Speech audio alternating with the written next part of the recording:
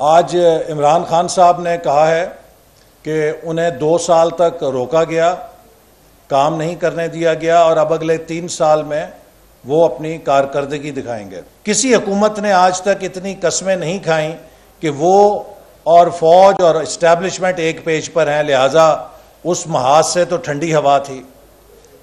عدلیہ نے حکومت کو کسی صورت کسی کیس میں نہیں الجھایا، کوئی ایسے سو موٹو نوٹس نہیں آئے جیسے کہ ہماری حکومت کے خلاف اس وقت عدلیہ لیتی تھی، اور اپوزیشن نے نہایت ذمہ داری کے ساتھ اس حکومت کو موقع دیا کہ یہ اپنی کارکردگی دکھائے۔ بھئی بتاؤ کتنے قابل ہیں آپ لوگ۔